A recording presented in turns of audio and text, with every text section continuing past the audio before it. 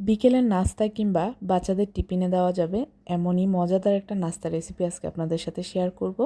সবাইকে আসসালামু আলাইকুম। কেমন আছেন সবাই? আশা করছি যে যেখান থেকে বসে আজকের ভিডিওটি দেখছেন সবাই অনেক ভালো আছেন। আলহামদুলিল্লাহ আমি অনেক ভালো আছি। তাহলে চলুন ভিডিওর মূল পর্বে ফিরে যাই। আজকের নাস্তাটি তৈরি করার জন্য আমি এখানে ছোট বড় মিলিয়ে 5-6টা আলু সেদ্ধ করে নিয়েছি। আর আলুটাকে খুব ভালোভাবে সেদ্ধ করে নিতে হবে। এখন আমি এটাকে ভালোভাবে হাতের সাহায্যে ম্যাশ করে নিব। অ্যাড করে দিচ্ছি 1 টেবিল চামচ পরিমাণ পেঁয়াজ কুচি, স্বাদ মতো কাঁচামরিচ কুচি, স্বাদ মতো লবণ, হাফ চা চামচ হলুদ গুঁড়া, হাফ চা চামচ ধনিয়া গুঁড়া এবং হাফ চা চামচ ভাজা জিরের গুঁড়া। এখন আমি অ্যাড করে দিচ্ছি হাফ চা চামচ পরিমাণ রসুন বাটা এবং হাফ চা চামচ পরিমাণ আদা বাটা। অ্যাড করে দিচ্ছি 2 টেবিল চামচ পরিমাণ আটা।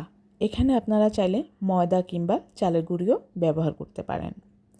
এখন আমি মিশ্রণটাকে খুব ভালোভাবে মিশিয়ে নেব।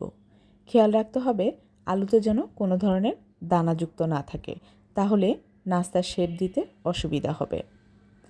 আমার মিশ্রণটা মেশানো হয়ে গিয়েছে। এখন আমি নাস্তাগুলোকে তৈরি করে নিব।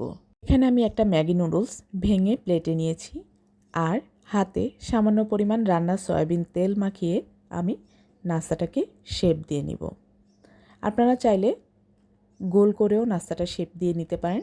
আমি লম্বাটে করে শেপ দিয়ে ভেঙে রাখা নুডলস দিয়ে আমি কোট করে নেব। এক এক করে সবগুলো নাস্তা আমি কোট করে নিয়েছি। আপনারা দেখতে পাচ্ছেন সবগুলো নাস্তা একসাথে করে দেখিয়ে দিচ্ছি। এই নাস্তাটি দেখতে যতটা সুন্দর হয়েছে খেতেও ততটা মজাদার এবং বানাতেও কিন্তু খুব কম সময় লাগে। খুব অল্প উপকরণ দিয়ে নাস্তাটি তৈরি করা যায়। যাদের বাসায় ছোট বাচ্চা রয়েছে আপনারা চাইলে এই নাস্তাটি বানিয়ে সন্ধ্যায় কিংবা বাচ্চাদের টিফিনেও দিতে পারেন। এখন আমি চুলার জাল লো মিডিয়াম হিটে রেখে একটা প্যান বসিয়ে দিয়ে তাতে পরিমাণ মতো তেল দিয়ে নাস্তাগুলোকে দিয়ে দিচ্ছি। খেয়াল রাখতে হবে কোনোভাবেই চুলার জাল হাই হিটে দেওয়া যাবে না, তাতে করে নাস্তাগুলোর উপরের কালার চলে আসবে, ভিতরে কাঁচা থেকে যাবে।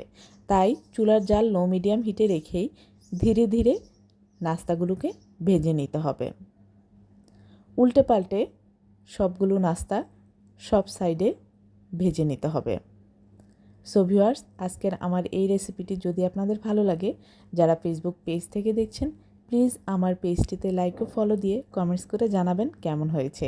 আর যারা ইউটিউব চ্যানেল থেকে দেখছেন প্লিজ আমার চ্যানেলটি সাবস্ক্রাইব করে পাশে থাকা বেল আইকনটি ক্লিক করে রাখবেন এমন আরও নতুন নতুন সহজ রেসিপি পাওয়ার জন্য।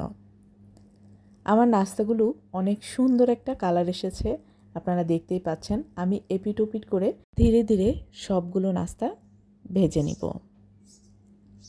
তো ভিউয়ার্স, এখানে আমার নাস্তাগুলো প্রায় ভাজা হয়ে গিয়েছে।